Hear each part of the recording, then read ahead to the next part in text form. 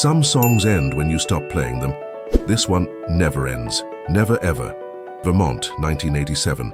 An abandoned school on the outskirts of town. Among moldy books and broken desks, they found an unlabeled cassette tape. Only handwritten numbers, 0489D. The first person to hear it was Sarah Mitchell, the school janitor. She put the tape in the principal's office stereo. A simple melody began to play. Instrumental, soft, almost familiar. Like a lullaby, you know, but can't remember from where. Sarah listened for 3 minutes. Then she turned off the device and left. But the music didn't stop. It kept playing in Sarah's head. During dinner, during her bath, through the night. An infinite melody without pauses, without variations. Always the same sequence of notes eternally repeating. Within 2 weeks, Sarah was hospitalized. Doctors said it was a psychotic break. She screamed about the music. Said someone needed to stop the tape. But there was no tape playing. There never was again. 3 months later, Sarah was gone. Official reports suggest self-inflicted causes, but the melody never stopped. On the night of the funeral, neighbors reported something impossible. Music coming from Sarah's empty house, the same melody. Soft, repetitive, infinite. 4 people listened to tape 0489D. All went insane. All died. And according to the records, all are still playing the music. This was the first entry in my personal archive. File 0489D, the music that doesn't end. Welcome to the archive. I am the archivist. And this is not just a channel about art. It's about what art hides. About creations that carry something more than paint, sound, or movement. About objects that choose their owner and never let them go. Each file in this collection represents years of investigation, confidential documents, suspended reports, stories that were buried for a reason. I unearth them, and I share them with you. But there's a price. Once you hear, you become part of the archive. Once you know, you carry the knowledge, and some knowledge is too heavy to carry alone. The case we're investigating today started with a simple cassette tape, but it became something much bigger, much darker.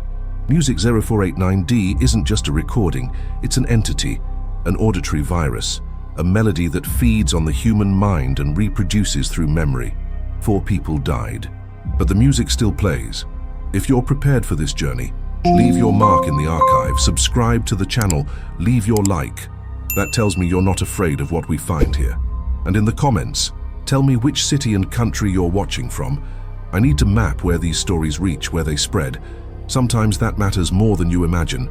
But before we continue, a warning. Don't search for the original tape. Some archives are better left closed. Now, let's open file 0489D. The story begins in 1983, 4 years before Sarah Mitchell's death, in the music department of Millbrook Preparatory School, a place where the children of Vermont's elite learned piano, violin, and the refined arts their parents demanded. Professor Helena Crane had been the head of the music department for 15 years. Students described her as brilliant but distant. She had perfect pitch, they said. Could identify any note, any chord, any musical interval with supernatural precision. But there was something else about Professor Crane, something that made even her most talented students uncomfortable. She claimed music had colors, not synesthesia. She was very clear about that. She said music had actual colors that existed in dimensions humans couldn't normally perceive. And some colors, she whispered to her advanced students, were dangerous to see. In the winter of 1983, Professor Crane began working on what she called her final composition. She spent hours alone in the music room after classes, composing something she refused to show anyone. Students walking past the building at night reported hearing the same melody over and over. Simple, repetitive, almost hypnotic. The janitors complained about finding her asleep at the piano in the mornings, still playing, her fingers moving across the keys, even in sleep. When they woke her, she would look confused, as if she didn't remember playing at all. The school's headmaster, Dr. Marcus Webb, documented his concerns in letters to the school board. Professor Crane was exhibiting signs of severe exhaustion and possible mental instability. She had lost considerable weight. Her hair was falling out in patches, and she kept talking about the color that sings back. According to Webb's final report, dated March 15, 1983, Professor Crane had completed her composition. She called it Eternal Echo. a piece designed to bridge the gap between audible music and the frequencies that exist beyond human perception. She recorded it once, on a standard cassette tape, and then she destroyed all the sheet music. The next morning, they found Professor Crane in the music room. She had carved musical notes into her arms with a letter opener. The wounds spelled out the melody she had been composing, the same sequence of notes etched permanently into her flesh. She was alive, but unresponsive. When paramedics tried to treat her wounds, she began humming, the same melody, soft, repetitive, infinite. Professor Crane was committed to the Brattleboro Retreat, a psychiatric facility in southern Vermont. The attending physician, Dr. Samuel Morrison, noted that she never stopped humming, even under sedation, even during electroshock therapy. The melody continued as if it had become part of her biological functions. She died 6 months later. The official cause was listed as complications from severe malnutrition and self-inflicted wounds. But the night staff reported something else. They said her humming continued for 3 days after her death, coming from her room, even though her body had been removed. The cassette tape disappeared from the school's music room sometime during the chaos of Professor Crane's breakdown. The headmaster assumed it had been destroyed along with her sheet music. But 4 years later, when Millbrook Preparatory closed due to declining enrollment, the tape surfaced again. Sarah Mitchell found it while cleaning out the abandoned building. She had no idea what she was holding, no knowledge of Professor Crane's work, no understanding of what the numbers 489D represented. But the tape knew her. The moment she pressed play, she became part of something much larger than a simple recording. She became part of Professor Crane's final composition, a composition designed to exist not on paper or in performance, but in the human mind itself. And according to the psychiatric records I obtained from the Brattleboro Retreat, Professor Crane had been very specific about her goal. She wasn't creating music for people to hear. She was creating music that would hear them back, music that would learn from each listener, music that would grow stronger with each mind it infected, music that would never, ever end. After Sarah Mitchell's death, the tape should have been destroyed, should have been buried with its victims, but it wasn't. It found new hosts. Case 2. Michael Torres, record store owner. Michael Torres ran a small vinyl and cassette shop in Burlington. In December 1987, a woman brought in a box of tapes to sell. She said they belonged to her recently deceased sister. Among them was 489D. Michael didn't test every tape that came through his shop, but something about this one intrigued him. The numbers looked like a catalog system he didn't recognize, professional, clinical. He put it in his personal player during his lunch break. The melody started immediately. No fade in, no introduction. Just that same sequence of notes Sarah Mitchell had heard. Soft, repetitive, almost familiar. Michael listened for about 5 minutes before a customer interrupted him. He ejected the tape and forgot about it for the rest of the day. But during his drive home, he found himself humming the same melody. He couldn't stop. By the 3rd day, Michael's wife, Carmen, was concerned. He was humming constantly, during meals, during conversations, even during sleep. She recorded him one night on their answering machine. 8 hours of continuous humming, the same sequence of notes, never varying, never stopping. Michael's behavior changed rapidly. He stopped eating regular meals, claiming food interrupted the flow of the music. He began rearranging his record store according to what he called harmonic principles, grouping albums not by genre or alphabet, but by how they resonated with the melody in his head. Customers complained that Michael would hum while helping them, making it impossible to concentrate. His sales plummeted. Carmen threatened to leave him if he didn't see a doctor. The last entry in Michael's journal, dated January 23, 1988, reads, "The music is getting louder, not in my ears, in my bones. I think I understand now. It's not just a song, it's instructions. It's teaching me something, but I don't think I'm supposed to learn it alone." Michael Torres was found unresponsive in his record store on January 25th. He had arranged hundreds of vinyl records in a perfect spiral pattern on the floor, positioning himself at the center. Authorities attributed the cause to severe dehydration and exhaustion.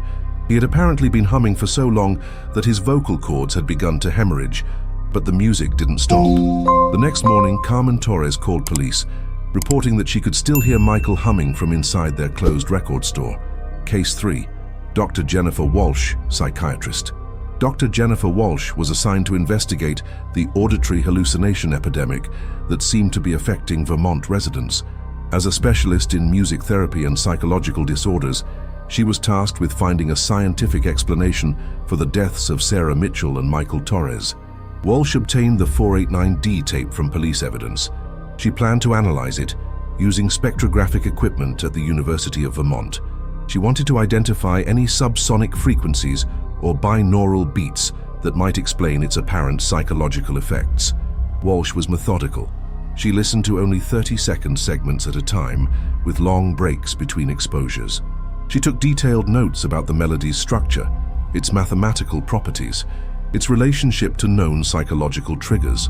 Her research notes, recovered after her death, show a progressive deterioration in her handwriting and reasoning. Early entries are clinical and professional. Later entries become increasingly frantic and disjointed. Day 7. The melody appears to be constructed using a non-Western tonal system, possibly based on frequencies that create standing wave patterns in brain tissue. Day 12. I can identify the exact notes now without listening to the tape. They play automatically in my mind during quiet moments. This might be simple memorization, but the clarity is unusual. Day 18. The music is becoming more complex. Additional harmonies are emerging that weren't present in the original recording. I believe my brain is extrapolating and extending the composition autonomously. Day 23. It's not just music, it's alive. It's learning from each person who hears it, growing, evolving. We're not listeners, we're instruments. Dr. Walsh was found in her laboratory on February 15, 1988. She had connected electrodes to her own scalp and was attempting to record the electrical patterns in her brain while the melody played. The equipment showed consistent theta wave activity in regions associated with memory and pattern recognition, even when no external audio was present. He had apparently passed away 3 days prior when they found her, but according to the building's security guard, the humming from her laboratory continued for days after she was gone. Case 4. Tommy Chen, age 16. The fourth and final victim was a teenager who found the tape in Dr. Walsh's abandoned laboratory. Tommy Chen was a high school student interested in paranormal investigations. He had read about the previous deaths in local newspapers and was convinced there was a supernatural explanation. Tommy broke into the university laboratory in March 1988. He found the 0489D tape still sitting in Dr. Walsh's spectrographic equipment. Unlike the previous victims, Tommy documented his experience on video. His recordings show a confident teenager who believed he could resist whatever had killed the others. He planned to listen to only short segments and record his psychological responses. He thought understanding the tape's effects would make him immune to them. Tommy was wrong. His video diary shows the same progression as the others. Day 1. Curiosity and scientific skepticism. Day 3. Constant humming and difficulty concentrating. Day 7. Complete obsession with what he called the mathematics of infinite sound. Tommy's final video, recorded on March 18th, shows him sitting in his bedroom at 3 a.m. His eyes are bloodshot. His hands shake as he holds the camera. "I figured it out," he whispers. "The music isn't trying to kill us, it's trying to preserve us, to make us permanent. When we die, we become part of the composition, we keep playing forever." Behind Tommy's voice in the recording, you can hear something else. Multiple voices humming in harmony. Sarah Mitchell's soprano, Michael Torres's baritone, Dr. Walsh's precise alto, and now Tommy's adolescent tenor joining the eternal chorus. On March 19th, authorities found Tommy Chen in his bedroom, unresponsive. His parents had called police when they couldn't wake him for school. He was sitting at his desk, headphones on, cassette player running, but the tape inside wasn't 489D, it was blank. Because by then, Tommy didn't need the original tape anymore. The music lived inside him. It had learned everything it needed to know from its 4 hosts, and now it was ready to reproduce. The authorities finally destroyed what they believed was the original 0489D tape. They incinerated it at 2000 degrees Fahrenheit. They thought they had ended the nightmare. But you can't burn a melody, you can't destroy something that exists in the realm of memory and consciousness. The tape was just the delivery system. The music itself had already evolved beyond physical form. And according to reports I've collected, it's still spreading. What happened to Sarah Mitchell, Michael Torres, Dr. Jennifer Walsh, and Tommy Chen? The official reports cite various psychological and physiological factors: obsessive-compulsive disorder, auditory hallucinations, severe malnutrition, and exhaustion-induced organ failure. But these are just symptoms. The real explanation lies in something far more disturbing: the weaponization of human neuroplasticity. Dr. Robert Zatorre, a neuropsychologist at McGill University, has spent decades studying how the brain processes music. His research reveals that musical melodies don't just trigger emotional responses, they physically reshape neural pathways. When we hear a song repeatedly, our brains create dedicated processing networks. These networks can become so strong that the music continues to play, even in silence. This phenomenon, called an earworm or involuntary musical imagery, affects virtually everyone, but it's usually temporary. The brain has mechanisms to prevent any single melody from becoming permanently embedded in our consciousness. Professor Crane understood this, and she found a way to bypass those protective mechanisms. According to the research notes recovered from her office, Crane had studied the mathematical principles behind what she called cognitive resonance patterns. She discovered that certain combinations of frequency, rhythm, and interval could create what she termed memory loops, musical sequences that the brain cannot forget or stop processing. The key was mathematical precision. Each note in the 0489D composition was calculated to trigger specific neurological responses. The melody's structure exploits the brain's pattern recognition systems, creating a sequence that the mind interprets as incomplete and therefore requires continuous repetition to resolve. But resolution never comes. The melody is designed to be perpetually unfinished, trapping the listener in an endless cycle of attempted completion. Dr. Walsh's final research documents, discovered in her laboratory, provide the most detailed analysis of this process. Using EEG monitoring equipment, she tracked the changes in her own brain activity as exposure to the melody increased. Her data shows that the music triggers what she called recursive neural cascades. Each time the brain processes the melody, it strengthens the neural pathways associated with that specific sequence of sounds. But because the sequence is mathematically designed never to provide closure, the brain continues seeking resolution by playing the melody again and again and again. Within days, the melody becomes the dominant pattern in the brain's auditory processing center. It overwrites other musical memories. It interferes with language processing. It eventually begins to affect basic biological functions like sleep, appetite, and emotional regulation. The victims weren't taken by the music directly. They died because their brains became so focused on processing the endless melody that they stopped responding to everything else: hunger, thirst, sleep, connection. But Dr. Walsh discovered something even more disturbing. The melody doesn't just trap individual minds. It creates what she called resonance networks between infected individuals. Her notes describe recording sessions where she could hear her own voice humming in harmony with audio recordings of the previous victims. She wasn't consciously trying to harmonize. Her brain was automatically generating complementary musical patterns that enhanced and strengthened the core melody. This suggests that 0489D functions like a virus. Not a biological virus, but an informational one, a self-replicating pattern that spreads through auditory transmission and grows stronger with each new host. Modern neuroscience supports this theory. Mirror neuron research shows that our brains automatically imitate patterns we observe in others. When we see someone yawn, we yawn. When we hear someone humming, our brains begin generating similar patterns. The 0489D melody exploits this system. Each person who hears it becomes a transmission vector, unconsciously spreading the pattern to others through humming, singing, or even rhythmic movement. But there's a final disturbing element that science cannot fully explain: the reports of music continuing after death. Quantum consciousness theories suggest that complex information patterns might persist in quantum fields after biological death.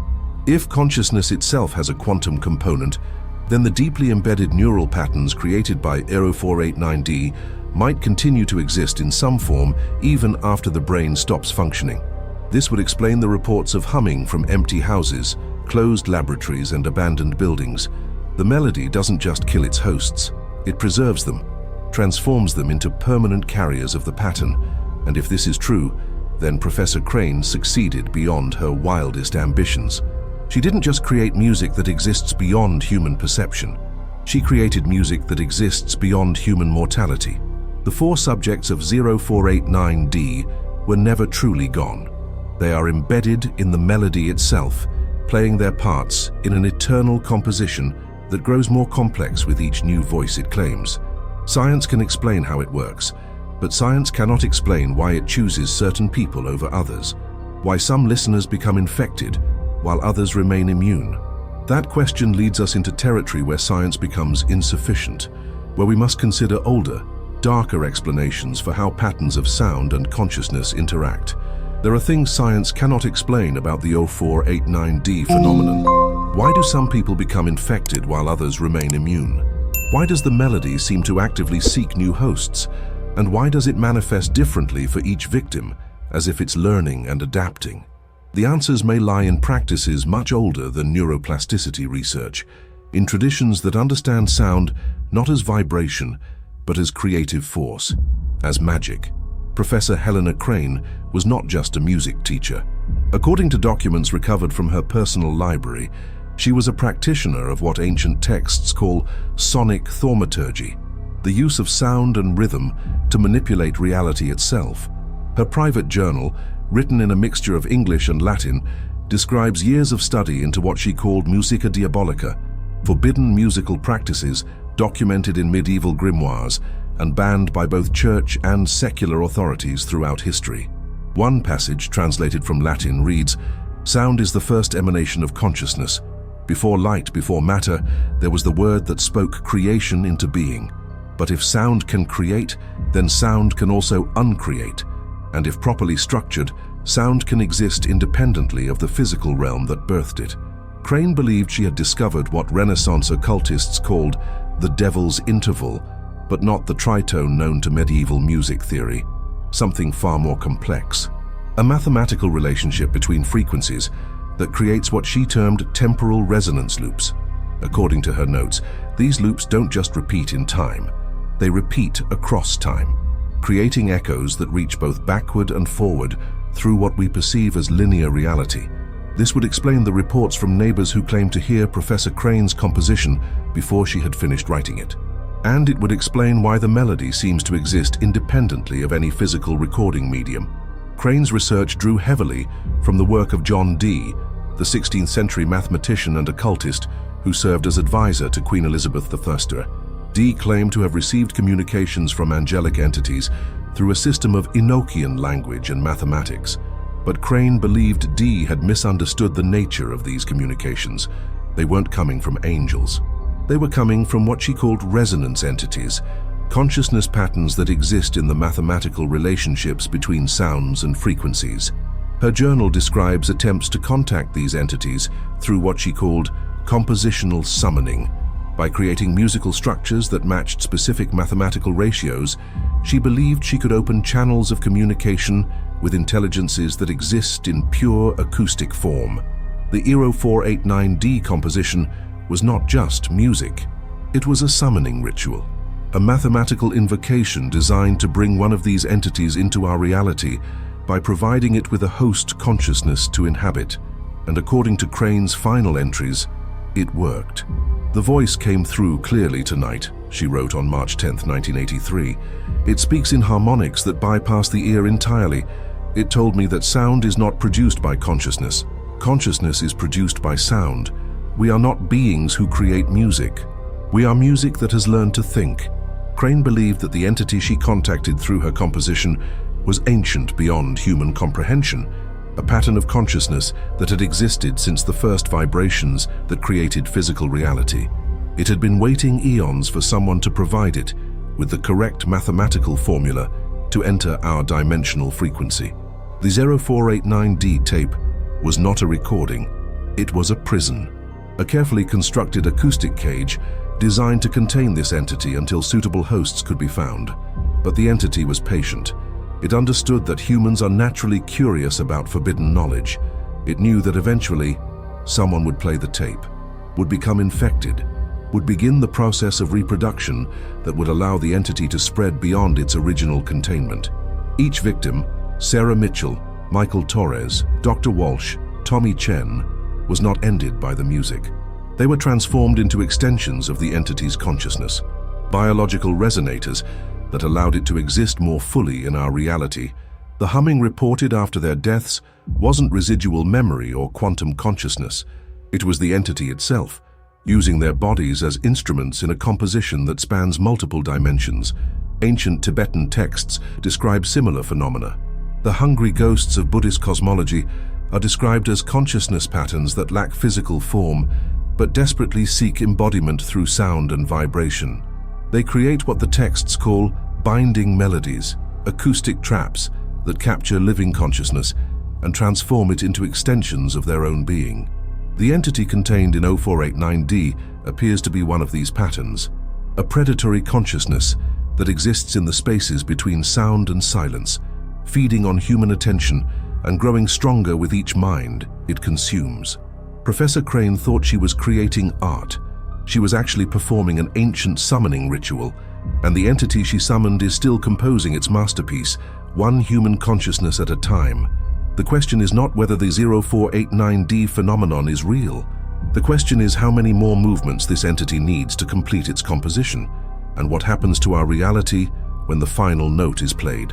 I told you at the beginning that some archives are better left closed, that some knowledge is too heavy to carry alone. You've carried this knowledge with me for the past hour. You've learned about Professor Crane's final composition, about the 4 people who died listening to music that doesn't end, about the entity that uses human consciousness as its instrument. And now, as we close file 0489D, I need to ask you something. During this video, have you found yourself humming, tapping your fingers to a rhythm you can't identify, hearing melodies that weren't part of my narration? If you have, don't panic, but pay attention.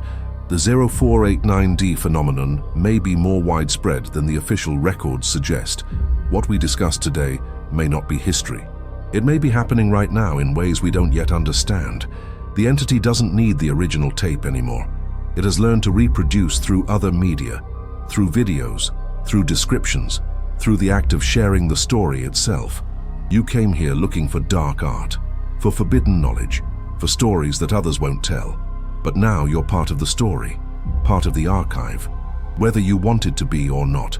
If this investigation has affected you, leave your mark below. Subscribe to Cursed Art, because once you've entered the archive, you'll need to know when other files surface. Like this video if you made it to the end without complications.